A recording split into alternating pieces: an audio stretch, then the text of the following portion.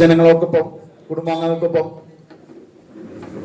നമ്മുടെ ഈ പ്രദേശത്തെ പൊതുവായി നേരിടുന്ന പ്രശ്നങ്ങളെ സംബന്ധിക്കുന്ന കാര്യങ്ങളെ കുറിച്ചിട്ടും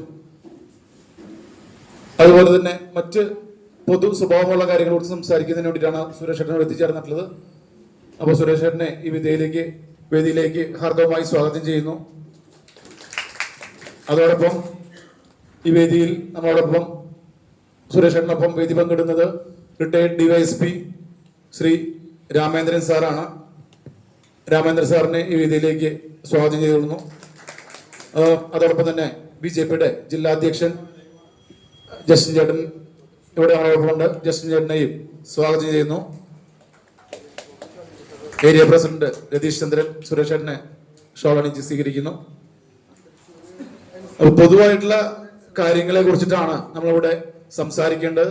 വ്യക്തിപരമായ കാര്യങ്ങളല്ല നമ്മൾ പ്രയോറിറ്റി ഇവിടെ കൊടുക്കുന്നത്. പൊതുവായിട്ടുള്ള ജനങ്ങൾ നേരിടുന്ന പൊതുവായ കാര്യങ്ങളെ കുറിച്ചിട്ടാണ് നമ്മൾ ഈ SG കോഫി ടൈമിൽ നമ്മൾ സംവദിക്കേണ്ടത് സുരേഷ് ചേട്ടനായിട്ട്. അപ്പൊ ഈ പരിപാടിയിലേക്ക് സുരേഷ് ചേട്ടനെ സ്വാഗതം ചെയ്യുന്നുണ്ട്. സുരേഷ് ചേട്ടൻ മറ്റു കാര്യങ്ങൾ നമ്മളോട് സംവദിക്കുന്നുണ്ടായിരിക്കും. ഓക്കെ, സുരേഷ് ചേട്ടനോട് ചോദിക്കാനുള്ള കാര്യങ്ങൾ, സുരേഷ് ചേട്ടനെ സംവദിക്കാനുള്ള കാര്യങ്ങൾ ഓരോരുത്തരായിട്ട് സംസാരിച്ചു കഴിഞ്ഞാൽ, പേര് വിളിക്കുന്നില്ല, എല്ലാവരും അവരവരുടേതായ രീതിയിൽ കാര്യങ്ങൾ ചോദിക്കുക. എഴുന്നേറ്റ് റിപ്പീറ്റേഷൻ അരുത്. ഒരാളൊരു വിഷയം ചോദിച്ചു കഴിഞ്ഞാൽ അതേ വിഷയം തന്നെ വേറൊരാൾ ചോദിക്കണ്ട, കാരണം അത്രയും സമയം നമുക്ക് വേസ്റ്റ് ആവും. അപ്പൊ വേറൊരു വിഷയമാണ് അടുത്ത ആള് ചോദിക്കേണ്ടത്. നല്ലൊരു സുദിനമാണെന്ന് എനിക്ക് സാറിനോട് ചോദിക്കാനുള്ള ഒരു ചോദ്യം. നമ്മൾ വർഷങ്ങളായിട്ട് അമ്പലങ്ങൾ നന്ദകുമാർ അയ്യന്തോൾ നമ്മുടെ അമ്പലങ്ങളിൽ ഒരുപാട് കാലങ്ങളായിട്ട് നമ്മൾക്ക് അറിയാം, രാഷ്ട്രീയം കലർന്നിട്ടുള്ള കുറേ കാര്യങ്ങൾ നടക്കുന്നുണ്ട്. എനിക്കിത് ഒന്നേ നമ്മൾ നോക്കണ്ടോ, വിശ്വാസികൾക്ക് ഇതിൽ പരിപൂർണ സ്വാതന്ത്ര്യം കിട്ടണം. ഒരു തരത്തിലുള്ള ഒരുപാട് പ്രതിഷേധങ്ങളും സമരങ്ങളും പല കോടതി വിധികളുണ്ട്. പക്ഷേ ക്ഷേത്രങ്ങളെ നമുക്ക് ഹൈന്ദവ വിശ്വാസികൾക്ക്, നല്ല വിശ്വാസികൾക്ക് തിരിച്ചു കൊടുക്കണം. അതിനു വേണ്ടി നല്ലൊരു സമ്മർദ്ദം ചെലുത്തണം എന്നാണ് എൻ്റെ ഒരു റിക്വസ്റ്റ്. Thank you.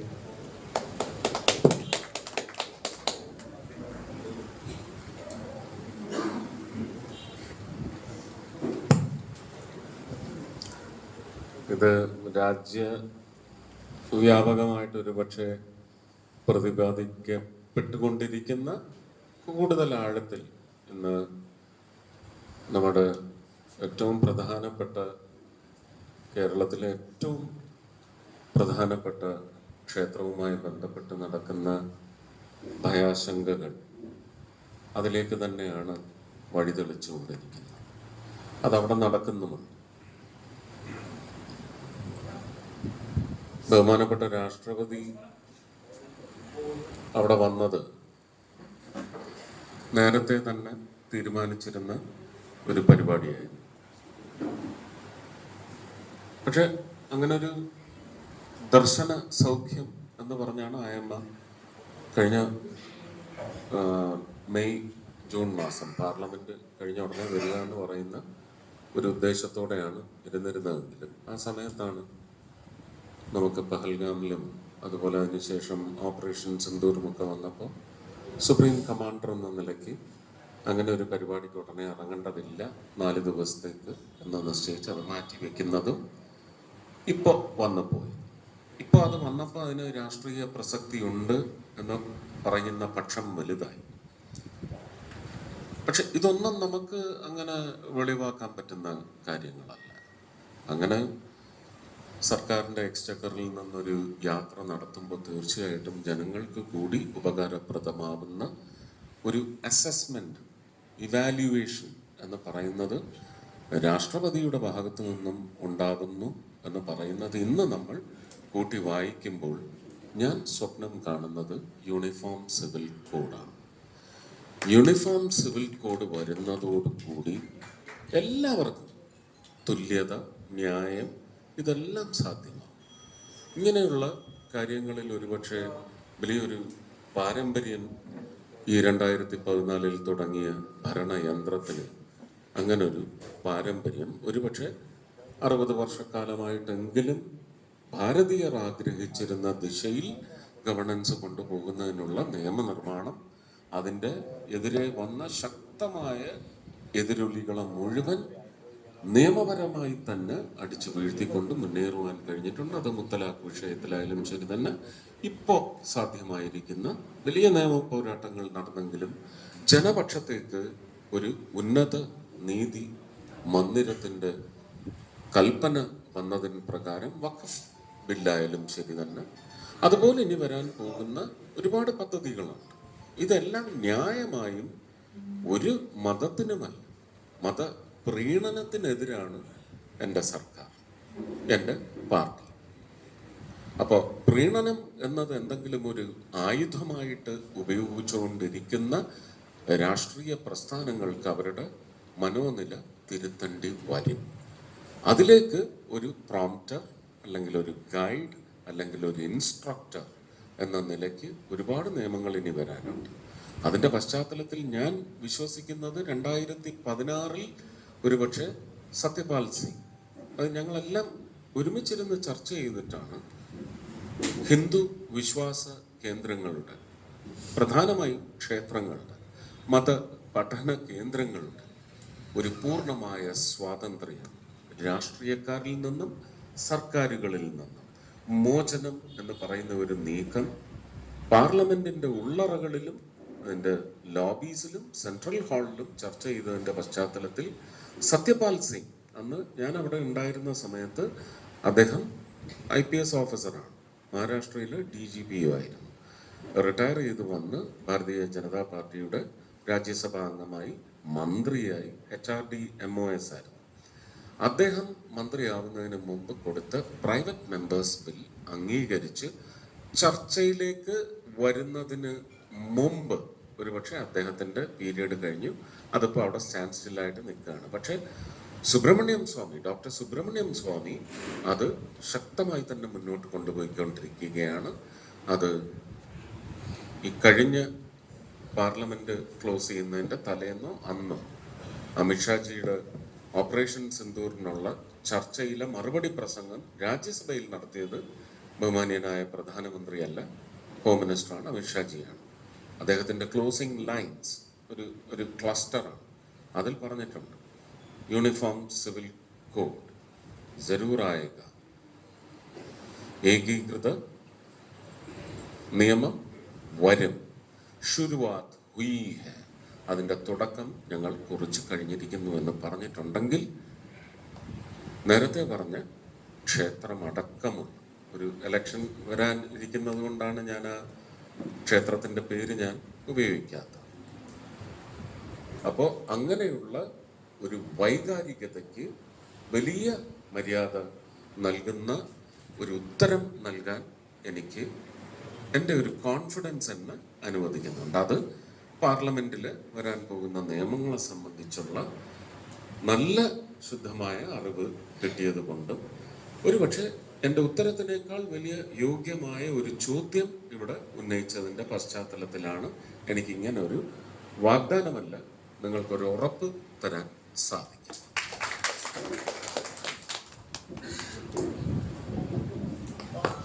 നമസ്കാരം, ഞാൻ ഈ ഡിവിഷൻ തന്നെയാണ്, പുതൂർക്കര, രാജു മേനോൻ. എനിക്ക് ചോദിക്കാനുള്ളത് കുറച്ച് കാര്യങ്ങളുണ്ട്, എങ്കിൽ പോലും ഒരു പ്രധാനമായിട്ടുള്ള വിഷയം എന്ന് പറഞ്ഞാൽ, നമ്മുടെ ഈ 4 വരിപ്പാത നമ്മുടെ പയ്യന്തോട് കറക്റ്റായിട്ട് കഴിഞ്ഞ് അവിടെ സ്റ്റോപ്പ് ചെയ്തിട്ട് കുറെ കാലമായി. അപ്പോൾ ട്രാഫിക്കാണല്ലോ എല്ലായിടത്തും പ്രശ്നം. ട്രാഫിക് എന്ന് പറഞ്ഞാൽ അതാണ് എല്ലായിടത്തുള്ള ബുദ്ധിമുട്ട്, അത് പറയേണ്ട കാര്യമില്ല. എങ്കിലും ഈ വഴി ആ പുഴയ്ക്കൽ റോഡ് വരെ അയ്യാത്ത വരെ ഒന്ന് എത്തിക്കാൻ എത്ര നാളെ ഇവിടെ ആൾക്കാർ പറയണോ അറിയാം. വലിയൊരു സങ്കടകരമായിട്ടൊരു കാര്യമാണ്. 1. 2, നമ്മുടെ MG റോഡ് ഉണ്ടല്ലോ, നടുവിലാല് തൊട്ട് ഇത് ഇങ്ങനെ ഇവിടെ വരെ എത്തണം, കറക്റ്റ് സ്ട്രെയിറ്റ് റോഡാണ്. അതും അതുപോലെ 40 കൊല്ലായി നമ്മുടെ MG റോഡിലെ ആ ഒരു ഇഷ്യൂ പറഞ്ഞു, നമുക്കൊക്കെ അറിയാവുന്ന കാര്യമാണ്. പക്ഷെ അതൊക്കെ നമ്മൾ സങ്കടം കൊണ്ട് പറഞ്ഞു പോണതാണ്. പറ്റുകയാണെങ്കിൽ ഇതിലൊക്കെയാണ് നമുക്ക് വലിയൊരു മോഹം, ആഗ്രഹം. സാർ, എനിക്ക് അവിടെ ഞാൻ ഈ SG കോഫി ടൈംസ് എന്ന് പറയുന്നതിൽ പണ്ട് ഞാനിതിൻ്റെ ഒരു 56 എഡിഷൻ നടത്തിയതാണ്. 2022-23 കാലഘട്ടത്തിൽ 56 എഡിഷനാണ് SG കോഫി ടൈംസ് നടത്തിയത്. അപ്പോൾ അത് ഒരു ഇടത്തട്ട്, മേലേത്തട്ട്, വിഭാഗങ്ങളുമായിട്ടുള്ള മെയിനായിട്ട് ഇൻഫ്രാസ്ട്രക്ചറിലാണ് അത് നമ്മൾ ഫോക്കസ് ചെയ്തിരുന്നത്.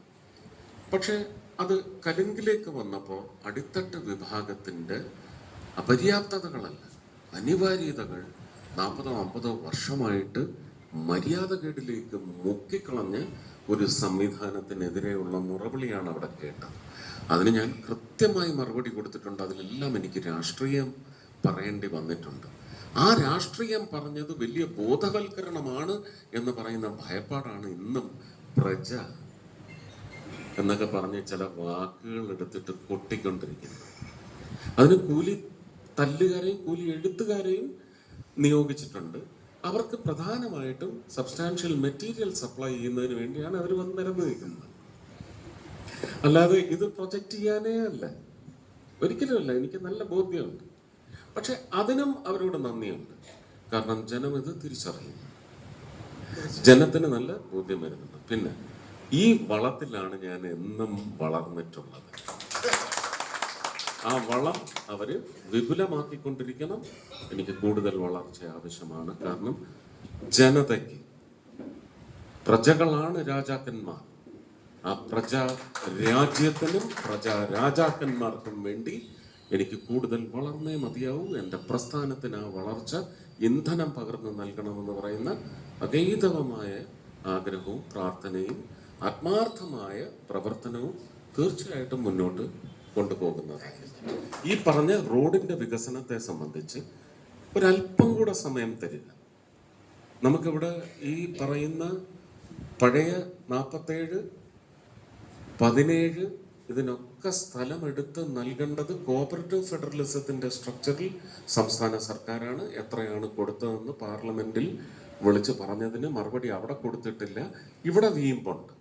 അവിടെ അതിന് ഒരാളും 19 പേരും ഇന്ന് വരെ അതിന് മറുപടി കൊടുത്തിട്ടില്ല. നിതിൻ ഗഡ്കരിജി പറഞ്ഞതിനായാലും അശ്വിനി വൈഷ്ണവ് പറഞ്ഞതിനായാലും മറുപടി ഇന്ന് വരെ പാർലമെന്റിൽ കൊടുത്തിട്ടില്ല. വിരലും ചൂണ്ടിയിട്ടില്ല, മുഷ്ടിയും ചുരുട്ടിയിട്ടില്ല.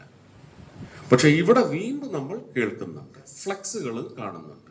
പക്ഷെ അതൊന്നും നമ്മളെ വിഷമിപ്പിക്കുന്ന കാര്യമല്ല. ജനങ്ങൾക്ക് അറിയാം ഇതെങ്ങനെയാണ് സംഭവിക്കുന്നത്.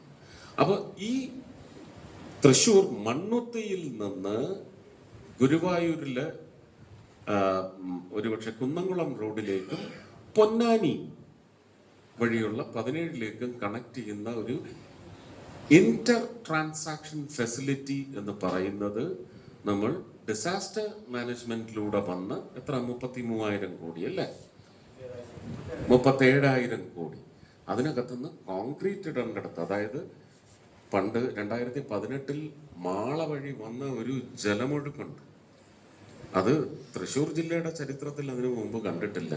1929-32 കാലഘട്ടത്തിലാണ് അങ്ങനെ ജലമൊഴുക്കുണ്ടായി. അതിനേക്കാൾ ഭീകരമായിരുന്നു. അതിനുശേഷം ചരിത്രത്തിൽ രേഖപ്പെടുത്തിയിട്ടില്ല. റോഡുകളെല്ലാം ഒലിച്ചു പോയി എന്ന് പറയുന്ന ഒരു വിലയിരുത്തലിന്റെ പശ്ചാത്തലത്തിലാണ് അത് മുഴുവൻ ഏതാണ്ട് 1 അടി 3/4 അടി പൊക്കമുള്ള കോൺക്രീറ്റ് ലെയേഴ്സ് അവിടെ സ്ഥാപിച്ച് അതിന് പുനഃക്രമീകരണം നടന്നുകൊണ്ടിരിക്കുന്നത്. അത് കേച്ചേരി വരെയും നടന്നിട്ടുണ്ട്. അത് ഇനിയും അങ്ങോട്ട് പോകും. ഈ 17ഉം പഴയ 47ഉം അതിപ്പോ 66 ആണോ 56? 66. Suji 66. I told you. Don't confuse me. അതുകൊണ്ടാണ് ഞാൻ 47 എന്ന് പറഞ്ഞുകൊണ്ടിരിക്കുന്നത്. അപ്പൊ 66ഉം 17ഉം കോൺട്രാക്ച്വൽ എഗ്രിമെന്റ്സ് ഈ വരുന്ന മാർച്ചിൽ തീർത്ത് പണി നിർത്തി പൊയ്ക്കൊണ്ടെന്നാണ്. പക്ഷേ അവര് തന്നെ മഴ കുറ്റം പറഞ്ഞ് ഇവിടെ മണ്ണെടുപ്പ് പ്രശ്നങ്ങൾ, സ്ഥലം സർക്കാർ വാങ്ങിച്ചു കൊടുക്കാഞ്ഞിട്ട് ഇന്ന് നിതിൻ ഗഡ്കരിയുടെ മിനിസ്ട്രിയാണ് ആ സ്ഥലവും കൂടി പണം കൊടുത്ത് വാങ്ങിക്കൊണ്ടിരിക്കുന്നത്. കേരളത്തിൽ മാത്രമാണ് 1 കിലോമീറ്ററിന് 100 കോടി ആവുന്നത്. തമിഴ്നാട്ടിൽ അത് 30 കോടി മാത്രമാണ്. UP-യിൽ അത് 20 കോടി മാത്രമാണ്. കേരളത്തിൽ മാത്രമാണ് 100 കോടി. അതിലേറിയ പങ്കും കൊടുക്കുന്നത് സ്ഥലം ഏറ്റെടുക്കുന്നതിന് അമിതമായ നിലവിലുള്ളതിനേക്കാൾ ഇരട്ടിയോ 3 ഇരട്ടിയോ ഒരുപക്ഷെ കൊടുത്തുകൊണ്ടാണ് ആ സ്ഥലം മുഴുവൻ. തടസ്സം വന്ന പണി 10 വർഷം നീണ്ടു പോകരുത് എന്ന് പറയുന്ന ഉദ്ദേശത്തിൽ. ഇനി പഴയൊരു ചരിത്രം കൂടി പറയാം. കേരളത്തിൽ 7-8 കേന്ദ്ര മന്ത്രിമാരുള്ള സമയത്ത് ഉമ്മൻചാണ്ടി സാർ ഇവിടെ ഭരിക്കുന്ന സമയത്ത് അതിനു മുമ്പുള്ള ഒരു ചരിത്രം കൂടി ചേർത്ത് 39 വർഷം കാത്തു കിടന്ന് തുരുമ്പെടുത്ത് ദ്രവിച്ചുകൊണ്ടിരുന്ന കൊല്ലം ബൈപ്പാസ് തീർത്തത് നരേന്ദ്രമോദിയാണ്. 41 വർഷം പഴക്കമുള്ള ആലപ്പുഴ ബൈപ്പാസ് തീർത്തതും നരേന്ദ്രമോദിയാണ്. അപ്പൊ ഇൻഫ്രാസ്ട്രക്ചർ ഡെവലപ്മെന്റ് ടു സാറ്റിസ്ഫൈ അല്ല, to contain the dire need of the society എന്ന് പറയുന്ന സ്ട്രക്ചർ ഇന്ത്യ മുഴുവൻ അന്വേഷിച്ചോളൂ, നമ്മൾ കാണുകയില്ലേ. പിന്നെ ഈ റോഡ് പണിഞ്ഞുകൊണ്ടിരുന്നത് കുത്തിടിഞ്ഞ് വീണതിനൊക്കെ പരിഹാരവും കാണുന്നതിന് നിതിൻ ഗഡ്കരി തന്നെ വേണ്ടി വന്നു. നമ്മുടെ ഈ മലപ്പുറം ഭാഗത്ത് എന്താ സ്ഥലത്തിന്റെ പേരെന്താ? കൂരിയാട്, കൂരിയാടല്ല, മുരിയാട്. ആ പ്രദേശത്ത് ഇടിഞ്ഞു വീണതൊക്കെ ഇന്നെന്താ അവസ്ഥയെന്ന് ആരും പ്രചരിപ്പിക്കുന്നില്ല. അതെങ്ങനെയാണ് റിജുവനേറ്റ് ചെയ്തത്, കൂടുതൽ സേഫറായിട്ട് പണിഞ്ഞത്, എന്തുകൊണ്ട് ഇത് സംഭവിച്ചു എന്നുള്ളതിന് ചോദ്യം ചോദിച്ചതിന് ഞാനും കൂടി ഉണ്ടായിരുന്ന കോൺക്ലേവാണ്. സബ് ടെൻഡർ, സബ് ലെറ്റിംഗ്, അതിനകത്തൊക്കെ സാമ്പത്തിക മായ അഴിമതിയും ക്രമീകരണത്തിലെ കേടും ഒക്കെ വെളിവാക്കിയാൽ അത് മലിനപ്പെടുത്തുന്നതിന് തുല്യമാകും, ചെളിവാരി എറിയുന്നതിന് തുല്യമാകും. അതൊന്നും വിഷയവുമല്ല നമുക്ക് മുമ്പോട്ടെങ്ങനെ. അപ്പോൾ ഒരു വർഷം കൂടി ചിലപ്പോൾ അടുത്ത ഡിസംബറിലെങ്കിലും തീർക്കും എന്നാണ് പറഞ്ഞിരിക്കുന്നത്. ഇനി 2027 മാർച്ച് ആയാലും അത് തീർന്നു കഴിയുമ്പോൾ നമുക്കറിയാം ഇനി ഈ പറയുന്ന Mannuthy to Kunnamkulam and further എങ്ങനെയാണ് നമ്മളെ ശ്വാസം മുട്ടിക്കാൻ പോകുന്നത്. വലിയ ഈസ് വരുമെന്ന് തന്നെയാണ് നിതിൻ ഗഡ്കരിജി മറുപടിയുമായിട്ട് പറഞ്ഞിട്ടുള്ളത്. കാരണം ഇവിടെ ഇലക്ഷന് മുമ്പ് ഒരുപാട് ജനസമൂഹം ആവശ്യപ്പെട്ടു. ഈ 56-ൽ ഏതാണ്ട് ഒരു 20-21 കോഫി ടൈംസിലും വന്നത് ഒരു എലിവേറ്റഡ് ക്രോസ് ഹൈവേ. ഈ ഗുരുവായൂർ പോകുന്നവർ വന്ന് തൃശ്ശൂർക്കാരെ ബുദ്ധിമുട്ടിക്കരുത് എന്ന് പറഞ്ഞു. ഇനി ഗുരുവായൂർ പോകുന്നവർ എറണാകുളത്ത് നിന്ന് വരികയാണെങ്കിൽ എടപ്പള്ളിയിൽ നിന്ന് പൊയ്ക്കോളും, ആ റോഡ് പൂർത്തീകരിക്കപ്പെട്ടാൽ.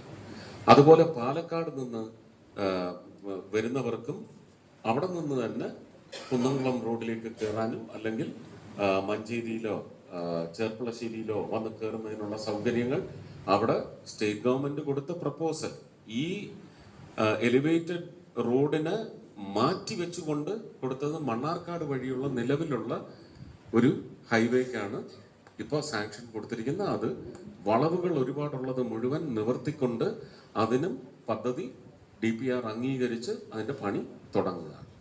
അപ്പോൾ ഒരു കാരണവശാലും പാലക്കാടുള്ളവർ മണ്ണുത്തിയിൽ വന്ന് തൃശ്ശൂർക്കാരെ ശ്വാസം മുട്ടിക്കില്ല. എറണാകുളത്തുള്ളവർ പാലിയേക്കര വഴി വന്ന് ഇനി ബൈപ്പാസിന്റെ കാര്യം പറയുകയാണെങ്കിൽ നമ്മൾ ഇപ്പോഴും മറന്നു പോകുന്നു. ഞാൻ ഒരു 20 മിനിറ്റ് തേറമ്പിൽ സാറുമായിട്ട് ചർച്ച ചെയ്തത്, അദ്ദേഹം ഇവിടെ 6-7 ടേം MLA ആയിരുന്ന ആളാണ്.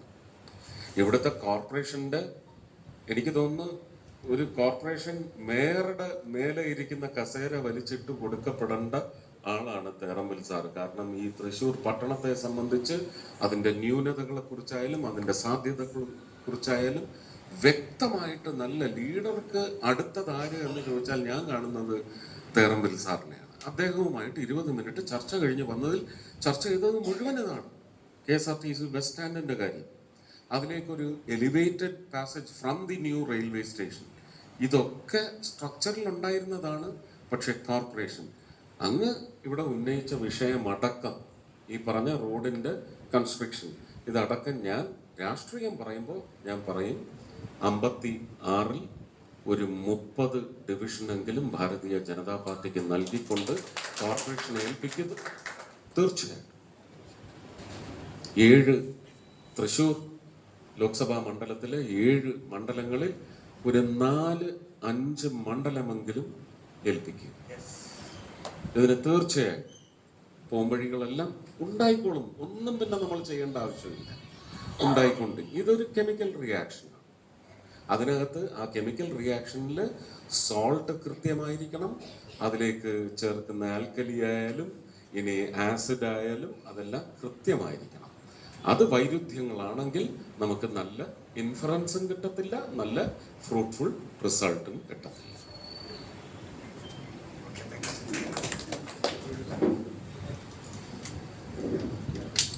നമസ്കാരം. സുരേഷ് ഏട്ടനും ഇവിടെ കൂടിയിരുന്ന എല്ലാവർക്കും നമസ്കാരം. എൻ്റെ പേര് കൃഷ്ണകുമാർ. ഞാൻ ഇവിടെ സുരേഷ് ഏട്ടൻ്റെ മുമ്പിൽ ഉദ്ദേശിക്കുന്ന ഒരു വിഷയം,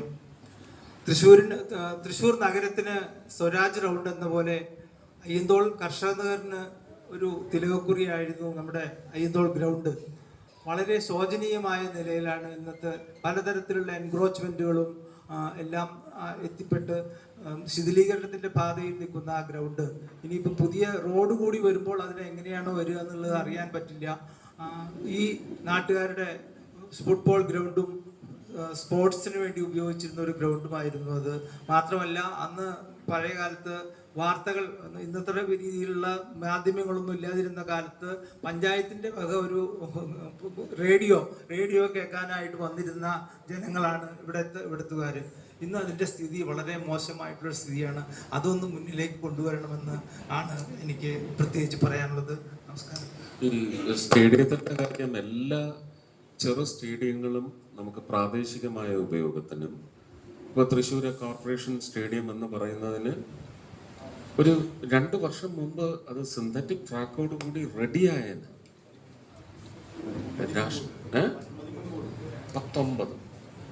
19 കോടിയാണ് അനുവദിച്ചതെന്നാണ്. അന്നത് PT ഉഷയും ഞാനും എല്ലാവരും ചേർന്നാണ് അത് സാധ്യമാക്കിയത്. അത് ടോർപിഡോ ചെയ്ത് കാണും. ഞാൻ ആ വാക്കാണ് ഉപയോഗിക്കുന്നത്. അത് ടോർപിഡോ ചെയ്തു. വളരെ വികലമായ ന്യായങ്ങൾ പറഞ്ഞു. അത് വീണ്ടും അംഗീകരിച്ച് എനിക്ക് മന്ത്രിയായതിനു ശേഷം കത്ത് കളക്ടർ തന്നു. ആ കളക്ടർ ഉത്തരവാദിത്വത്തോടു കൂടി തന്ന കത്ത് എത്തേണ്ടിടത്ത് എത്തിയിട്ടുണ്ട്. അത് സാങ്ഷനും ദിവസങ്ങൾക്കുള്ളിൽ ആകും. സാങ്ഷൻഡാണ്, അത് വരും സായി വഴി. ഇല്ല, തീർന്നിട്ടില്ല. ഇന്നലെ ഇവിടുത്തെ ചില അത്ലറ്റിക് അസോസിയേഷനുകൾ എനിക്ക് നിവേദനം തന്നിട്ടുണ്ട്. അതൊരു പ്രൈവറ്റ് ക്ലബിൽ കൈമാറിക്കൊണ്ട് അവിടെ കാര്യങ്ങൾ നടത്തി പോകാനുള്ള അടുത്ത വിഘടനവാദവുമായിട്ട് വന്നിട്ടുണ്ട്. അതിന് സ്റ്റോപ്പ് മെമ്മോ കളക്ടർ കൊടുത്തിട്ടുണ്ട്. കളക്ടർ ഞാൻ ഇന്നലെ വിളിച്ച് സംസാരിച്ചു. അങ്ങനെയൊക്കെ വന്നു കഴിഞ്ഞാൽ ഇത് സാധ്യമാവില്ല. അപ്പോൾ ഇതിനകത്ത് വ്യക്തമായിട്ട് അതിനകത്ത് വർഗീസിയേട്ടൻ എന്തെങ്കിലും ചെയ്തു എന്ന് ഞാൻ ഒരിക്കലും പറയത്തില്ല. അദ്ദേഹത്തിൻ്റെ അവസ്ഥ എന്താണെന്ന് നിങ്ങൾക്ക് അറിയാം, ഞങ്ങളെ എല്ലാവരേക്കാളും നന്നായിട്ട്. അതുകൊണ്ട് വർഗീസിയേട്ടൻ എന്ത് ചെയ്തു എന്ന് ഞാൻ ഒരിക്കലും, അല്ലെങ്കിൽ എന്തെങ്കിലും ചെയ്തു എന്ന് ഞാൻ ഒരിക്കലും പറയില്ല. പക്ഷെ നമ്മൾ അതിനെതിരായിട്ട് എന്ത് ചെയ്താലും അത് മേയർ വർഗീസിയേട്ടനെ സന്തോഷിപ്പിക്കുന്ന കാര്യമായിരിക്കും. കാരണം അത് ജനങ്ങൾക്ക് ഗുണമാകുന്ന കാര്യമാണെന്ന് നല്ല ബോധ്യമുള്ള ആളാണ് അദ്ദേഹം. അല്ലാത്ത ആൾക്കാരെ നമ്മൾ എന്താണ് അത് നിങ്ങൾ ചെയ്യണം. 5 വർഷത്തേക്ക് ശ്രമിക്കുന്നു മാത്രമേ ഞാൻ പറയൂ. 5 വർഷത്തേക്ക് കോർപ്പറേഷൻ ഇരിക്കുന്ന പ്രദേശത്തെ MLAയും കൂടെ തരാം, ഉറപ്പായിട്ടും തരാം.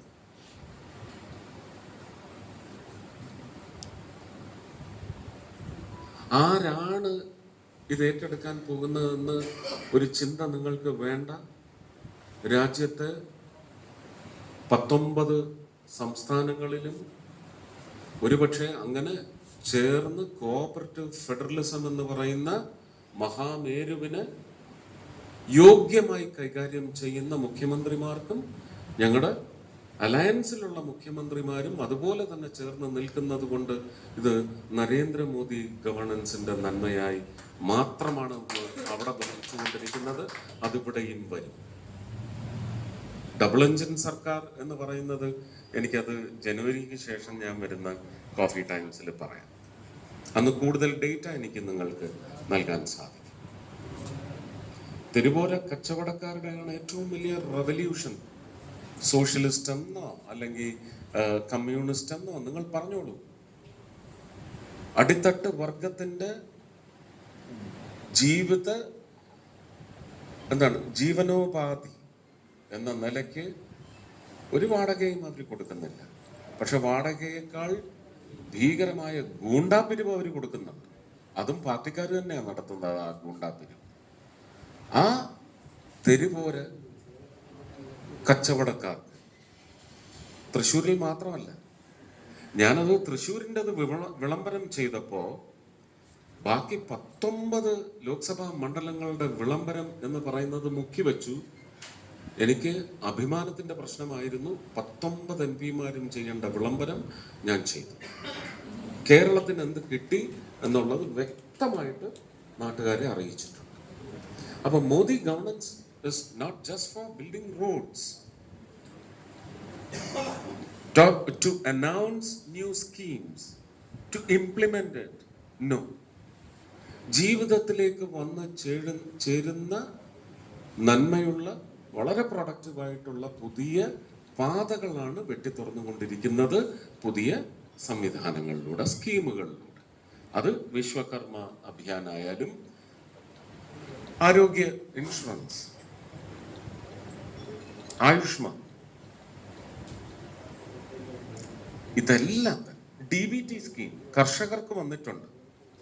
അതെങ്ങനെയെങ്കിലും ആശാ വർക്കർമാർക്കും അങ്കണവാടി ടീച്ചേഴ്സിനും ഒരു ലോക്കൽ കമ്മിറ്റി സെക്രട്ടറിയും അതിനകത്തുനിന്ന് തട്ടിയെടുക്കാതെ അവർക്ക് കൃത്യമായി, അതുപോലെ തന്നെ തൊഴിലുറപ്പ് പദ്ധതി മേഖലയിലെ അമ്മമാർക്കെല്ലാം പ്രവർത്തകർക്കെല്ലാം DBTയിലൂടെ പണം കേന്ദ്രത്തിൻ്റെ വിഹിതം അങ്ങ് കൊടുക്കണമെന്ന് പറയുന്ന ഒരു സൂചന കുറേ നാളുകളായി വെച്ചുകൊണ്ടിരിക്കുകയാണ്. അത് സാധ്യമാകുന്നത് തന്നെയാണ്. അതായിരിക്കും അടുത്ത റെവല്യൂഷൻ. അപ്പോൾ റെവല്യൂഷൻ എന്ന് പറയുന്നത് ജനങ്ങളുടെ ജീവിതത്തിലാണ് സംഭവിക്കേണ്ടത്. ആ ജീവിതം ഏൽപ്പിച്ച ഭരണം അവരുടെ അവകാശമാണ് സോഷ്യലിസം എന്ന് പറയുന്നത്. ആ സോഷ്യലിസം നടപ്പിലാവും. ഞാൻ ഭാരതത്തിൽ കണ്ട ഏറ്റവും വലിയ സോഷ്യലിസ്റ്റ് എസ് നരേന്ദ്രമോദി.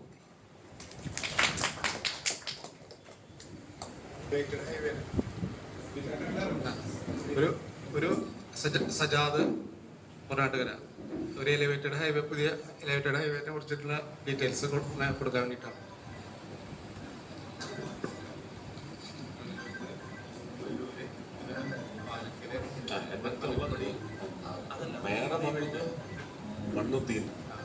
ഏതായാലും ഫീസിബിൾ ആണ്, ഏതായാലും ബിൽഡിംഗ് ഈസ് ഫീസിബിൾ. പക്ഷെ അതിൻ്റെ എന്താണ് ഉപയോഗം എത്രമാത്രം ഫീസിബിൾ ആണെന്നുള്ളത് ഈ 2 റോഡും കംപ്ലീറ്റ് ആയതിനു ശേഷം മാത്രമേ നമുക്ക് തീരുമാനിക്കാൻ പറ്റൂ. ഇപ്പം അമല ഹോസ്പിറ്റൽ വരെയുള്ള പ്രോജക്റ്റിന് മേയർ തന്ന കോട്ട് 2800 കോടിയാണ്. അതെ, അല്ല, ഇത് ക്രോസ് കട്ട് ചെയ്ത് നമുക്കിത് ബൈപ്പാസ് ചെയ്യുന്നതിന് ഇതാണ് എഴുതി തന്നത്, അമല ഹോസ്പിറ്റൽ വരെ. അപ്പോൾ ഉറപ്പായിട്ടും കുന്നംകുളം വരെ പോകണമെങ്കിൽ എന്നാൽ മാത്രമേ ഇത് കുറയൂ. പക്ഷെ അതിനൊരു പ്രതിവിധിയായി വരാൻ പോകുന്നത് 66-ൻ്റെയും 17-ൻ്റെയും വികസനമാണ്. അതൊന്നും വന്നോട്ടെ, നമ്മൾ അസസ് ചെയ്യണം. ഇതിന്റെ പാരലായിട്ടുള്ളത് എൻ്റെ അടുത്തുണ്ട്, സ്കീമുണ്ട്. പക്ഷെ ഇതിനകത്ത് ഇനി വേറൊരു കാര്യം കൂടെ പറയാം. തൃശ്ശൂരില് ഉപജീവനം നടത്തുന്ന ഒരു കച്ചവട സമൂഹമുണ്ട്. അവർ വലിയ ചേംബറിന്റെ AC ഹാളിൽ ഇരിക്കാൻ യോഗ്യത നേടിയ ആളുകളാണെന്ന് വിചാരിക്കരുത്. വലിയ കടങ്ങളൊക്കെ വാങ്ങിച്ച് കച്ചവട സ്ഥാപനങ്ങൾ നടത്തുന്നവരാണ്. അവർക്ക് ഈ തിക്കും തിരക്കും അത്യാവശ്യമാണെന്ന് പരസ്യമായി പറഞ്ഞു കഴിഞ്ഞു.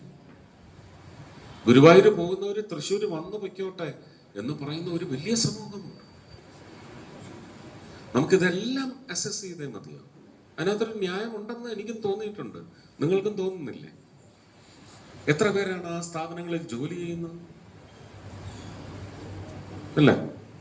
അപ്പൊ ജീവിതം എന്ന് പറയുന്നത്, തിരക്ക് എന്ന് പറയുമ്പോൾ നമ്മൾ ഉത്സവം ആയി കൂടി വ്യാഖ്യാനിക്കാൻ കഴിഞ്ഞാൽ നമുക്കത് എന്താണ്, ജീവനത്തിന് പിന്തുണ നൽകുന്നതിന് തുല്യമാണ്.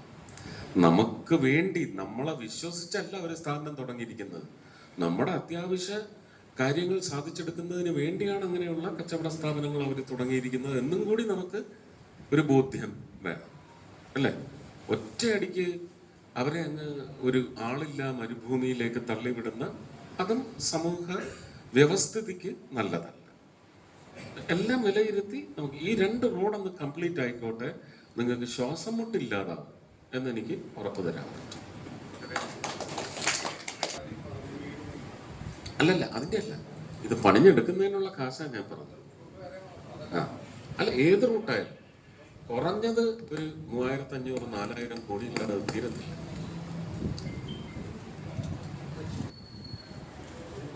എൻ്റെ പേര് സൂരജ്, എൻ്റെ വീട് പുതുർക്കര തന്നെയാണ്. സാർ, എനിക്ക് സാറിനോടൊരു അപേക്ഷ ബോധിപ്പിക്കാനുണ്ട്. എന്താ വെച്ചാൽ നമ്മൾ ഈ പരിപാടി നടത്തുന്ന ഹാളിനെ പറ്റിയിട്ടാണ്. ഈ ഹാള് ശ്രീനാരായണ സംഘത്തിൻ്റെ കീഴിലാണുള്ളത്. 1957 സ്ഥാപിതമായിട്ടുള്ള സംഘമാണിത്. ഈ സംഘത്തിൻ്റെ പ്രത്യേകത എന്താ വെച്ചാൽ ഇവിടെ നാനാ ജാതിയിൽപ്പെടുന്നതും നാനാ മതത്തിൽപ്പെടുന്ന എല്ലാവരും ഇതിൻ്റെ ഭാരവാഹികളാണ്. ഇവിടെ ഒരു തരത്തിലുള്ള വ്യത്യാസങ്ങളോ ഒരു തരത്തിലുള്ള ഭേദഭാവങ്ങളോ ഒന്നുമില്ല. അതുപോലെ തന്നെ നമ്മുടെ പുതുൾക്കരയിലെ സാധാരണക്കാർക്ക് ഒരു അത്താണിയാണ് നമ്മുടെ ഈ ശ്രീനാരായണ സംഘം. അപ്പോൾ ഈ ഹാള് സാധാരണക്കാർക്ക് പല ആവശ്യങ്ങൾക്കായിട്ട് തുച്ഛമായ വിലയ്ക്ക് വെറും 3000 രൂപയ്ക്ക് മാത്രമാണ് കൊടുക്കുന്നത്, അവരുടെ എന്ത് പരിപാടിയായാലും. അപ്പോൾ ഈ സംഘത്തിന് ഒരു ആശയമുണ്ട്. എന്താ വെച്ചാൽ ഇപ്പോൾ ഈ കാണുന്ന ബിൽഡിങ്ങിന്റെ ഒരു ഫ്ലോർ കൂടി അവർ പണിതുകൊണ്ട് മുകൾ ഭാഗം പരിപാടികൾ നടത്താനും ഈ ഗ്രൗണ്ട് ഫ്ലോറ് ഊട്ടുപുര അല്ലെങ്കിൽ സദ്യ കൊടുക്കാനുള്ള ഒരു സ്ഥലമാക്കാനുമുള്ള ഒരു ആശയം അവരുടെ മനസ്സിലുണ്ട്. അപ്പോൾ അത് സാക്ഷാത്കരിക്കാൻ സാറിന്റെ സഹായം വേണം. എനിക്കിപ്പം അതാണ് മെയിനായിട്ട് ഇപ്പം നടന്നുകൊണ്ടിരിക്കുന്നത്. അല്ലാതെ ഇപ്പം ഫോറൻസിക് ലാബിൻ്റെയും ഇൻസ്റ്റിറ്റ്യൂട്ടിൻ്റെയും കാര്യമൊക്കെ ഈ നേരത്തെ പറഞ്ഞ് കോഓപ്പറേറ്റീവ് ഫെഡറലിസം വലിയ പിശാചായി മാറിയിരിക്കുകയാണ്. ഇവിടെ തരില്ല, തിരുവനന്തപുരത്തെ തരുമെന്ന് പറയുന്ന ഒരു തണ്ടലുറപ്പ് കാണിച്ചുകൊണ്ടിരിക്കുകയാണ്. അത് ഓടിക്കാനുള്ള ശ്രമവും ഞാനും നോക്കുന്നുണ്ട്. അപ്പോൾ തൃശ്ശൂരിന് അത് വരുമെന്ന് തന്നെയാണ് വിചാരിക്കുന്നത്. അതൊക്കെ പക്ഷേ തൃശ്ശൂരിൻ്റെ ജീവിത നിലവാരം ഉയർത്തുന്നതിന്, തൃശ്ശൂരിൻ്റെ മണ്ണിൻ്റെ മൂല്യം ഉയർത്തുന്നതിനും തീർച്ചയായിട്ടും സഹായിക്കും. അതൊരു വശത്തോട്ടുള്ള ശ്രമം. അല്ലാതെ ഇൻഫ്രാസ്ട്രക്ചർ ഒരു MP-യുടെ ഫണ്ടിൽ നിന്ന് എന്ത് ചെയ്യാമോ വളരെ യോഗ്യമായ ഏറ്റവും അർഹതയുള്ള പദ്ധതികൾക്ക് മാത്രമാണ് ഞാൻ കാശ് കൊടുത്തിരിക്കുന്നത്. എനിക്കിപ്പോഴും ഈ ഹൈമാസ്റ്റ് എന്ന് പറയുന്നത് അത്യാവശ്യമുള്ള ഇടങ്ങളിലാണോ എന്ന് എനിക്ക് സംശയമുണ്ട്. പക്ഷെ അതൊരു ഒരു ഡിഫോൾട്ട് രജിസ്ട്രേഷനാണ്. അത് നമ്മളത് അങ്ങനെ അത് സംഭവിക്കണം. ഹൈമാസ്റ്റ് എന്ന് പറയുന്ന ഒരു MP-യുടെ സിഗ്നേച്ചറാണ് എന്ന് വിചാരിക്കുന്ന ഒരു സമൂഹമുണ്ട്. അപ്പോൾ ആ മര്യാദ പാലിക്കാൻ വേണ്ടി മാത്രം അങ്ങനെ ചെയ്തുകൊണ്ടിരിക്കുകയാണ്. പക്ഷെ അല്ലാതെ നോക്കിയാൽ അങ്കണവാടി കെട്ടിടങ്ങളായാലും ശരി തന്നെ, സ്കൂൾ സമുച്ചയത്തിലെ ഇടിഞ്ഞു വീഴാറായ കെട്ടിടങ്ങളായാലും ശരി തന്നെ, അങ്ങനെ അതുപോലെ ശൗചാലയങ്ങൾ, ഇതുപോലെയുള്ള ഒരുപാട് കാര്യങ്ങൾക്ക് കാശ് കൊടുത്തിട്ടുണ്ട്. അടുത്ത മാർച്ച് അല്ലെങ്കിൽ ജൂൺ വരെയുള്ള പണം മുഴുവൻ തീർത്തിട്ടുണ്ട്. SC-യുടെ മാത്രം കുറച്ച് SC/ST കാറ്റഗറിയിലുള്ള പണം മാത്രമാണ് അവശേഷിക്കുന്നത്. പക്ഷേ ആ പദ്ധതികളൊന്നും വരുന്നില്ല. അതിനും കൂടി എന്തെങ്കിലും ഒരു അമെൻമെന്റ് കൊണ്ടുവന്ന് അങ്ങനെ അവശേഷിക്കുന്ന കാശ് കൂടി ജനറൽ കാറ്റഗറിയിൽ കൊടുക്കാനുള്ള ഒരു വ്യവസ്ഥിതി ഉണ്ടാവേണ്ടത് അത്യാവശ്യമാണ്. ഇതെല്ലാവരും അഭിമുഖീകരിക്കുന്ന എല്ലാ MP-മാരും ഈ ഒരു പ്രശ്നം അഭിമുഖീകരിക്കുന്നത്. അപ്പോൾ അങ്ങനെയുള്ള കാശ് അടുത്ത മാർച്ച് അല്ലെങ്കിൽ ജൂണിന് ശേഷമുള്ള ലോട്ടിൽ നിന്ന് ഇതിന് എത്രയാണ് എസ്റ്റിമേറ്റ് ഇട്ടിരിക്കുന്നത്?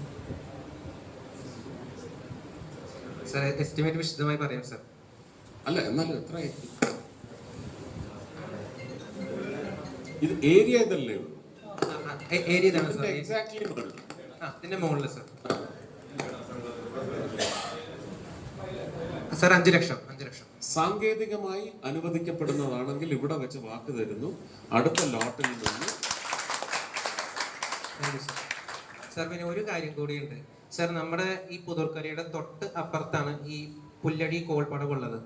പുല്ലഴി കോൾപ്പടവ് എന്ന് പറയുന്നത് നമ്മുടെ തൃശ്ശൂരിന്റെ തന്നെ കാർഷിക സംസ്കാരത്തിലെ ഏറ്റവും വലിയ പങ്ക് ഉള്ള ഒരു സ്ഥലമാണ്. കാരണം അവിടെ നമ്മുടെ ഈ കോൾ കൃഷിന്റെ പ്രധാനപ്പെട്ട ഒരു കേന്ദ്രമാണത്. അതുപോലെ തന്നെ അവിടെ നമുക്ക് ടൂറിസത്തിന് ഒരുപാട് സാധ്യതകൾ കാണുന്ന ഒരു സ്ഥലം കൂടിയാണ്. മൈഗ്രേറ്ററി ബേർഡ്സ് വരുന്ന 500-ൽ മുകളിൽ ബേർഡ്സ് വരുന്ന ഒരു സ്ഥലമാണ്.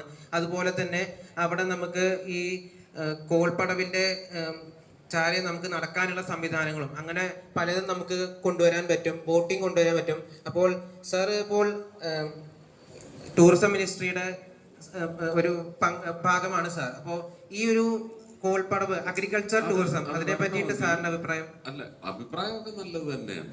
കേരളം മുഴുവൻ അങ്ങനെ നേരിട്ട് വന്ന് ചെയ്യണമെന്ന് ആഗ്രഹമുണ്ട്. പക്ഷേ കോഓപ്പറേറ്റീവ് ഫെഡറലിസം ആ സ്ട്രക്ചറിൽ സ്റ്റേറ്റ് പ്രപ്പോസ് ചെയ്യാതെ തൊടാനൊക്കത്തില്ല. സ്റ്റേറ്റ് പ്രപ്പോസ് ചെയ്ത് കഴിഞ്ഞാൽ നമ്മളത് 50 വർഷത്തേക്കുള്ള പലിശയില്ലാ കടമാണ് സാസ്കി സപ്പോർട്ട് ചെയ്യുന്ന സെൻട്രൽ സപ്പോർട്ട്. അതുപോലെ തന്നെ പ്രസാദില് അല്ലെങ്കിൽ സ്വദേശ് ദർശൻ ഇങ്ങനെയുള്ള കൾച്ചർ മിനിസ്ട്രിയുടെ കാര്യങ്ങളോട് എനിക്ക് ചെയ്യാൻ പറ്റുന്നുണ്ട്. പ്രപ്പോസ് ചെയ്ത് സാങ്ഷൻ വാങ്ങിച്ചെടുക്കാൻ പറ്റുന്നുണ്ട്, സാങ്ഷൻ ചെയ്യാൻ പറ്റില്ല കൾച്ചറിന്. അതുകൊണ്ടാണ് ഈ ആർക്കിയോളജിയുടെ കാര്യത്തിലൊക്കെ എനിക്ക് പലതും നമ്മുടെ പെരുവനം ക്ഷേത്രമായാലും വടക്കുംനാഥ ക്ഷേത്രമായാലും പലതും ചെയ്യാൻ പറ്റാത്തത് അതുകൊണ്ടാണ്. എനിക്ക് അത് നടപ്പിലാക്കി എടുക്കാൻ വേണ്ടി എനിക്കൊരു പോരാളിയായി നിൽക്കാം, പക്ഷെ സിഗ്നിഫിക്കൻ്റ് അല്ല ഞാൻ കൾച്ചർ മിനിസ്ട്രിയിലില്ല. അതൊന്നും ഈ ടൂറിസത്തെ സംബന്ധിച്ച് നമുക്ക് സ്റ്റേറ്റ് പ്രപ്പോസ് ചെയ്യാതെ ഇപ്പൊ സ്റ്റേറ്റ് 2 പദ്ധതികളാണ് സാസ്കിയുടെ കീഴിൽ കൊണ്ടുവന്നത്. ഒരെണ്ണം വളരെ സർഗാലയ, അത് ഊരാളുങ്കലാണെന്നുള്ള ഒറ്റ ദോഷമേ ഉള്ളൂ. പക്ഷെ സർഗാലയ എന്ന് പറയുന്നത് വടകരയിലെ യോഗ്യമായ ഒരു പ്രപ്പോസലായിരുന്നു. അത് അംഗീകരിച്ചു. അതിന് 99 കോടിയോ 101 കോടിയോ ഇത്രയും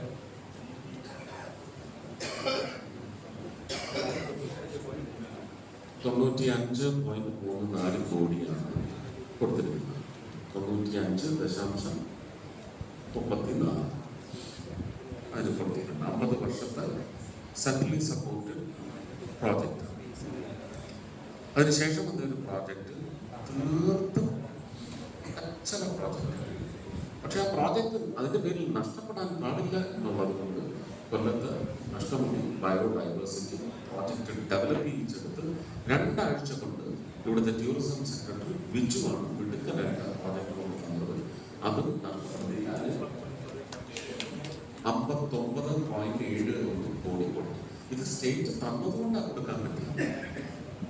അത് കഴിഞ്ഞപ്പോൾ പുതിയൊരു പദ്ധതി വന്നിട്ടുണ്ട്, 50 ന്യൂ ഡെസ്റ്റിനേഷൻസ് ബഡ്ജറ്റിലെ പ്രപ്പോസൽ. അത് പ്രൈം മിനിസ്റ്റർ നേരിട്ടാണ് വിലയിരുത്തിക്കൊണ്ടിരിക്കുന്നത്.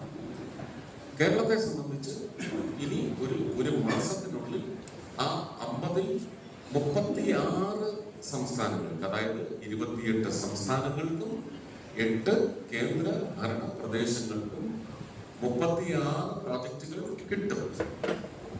യോഗ്യമായിരിക്കും.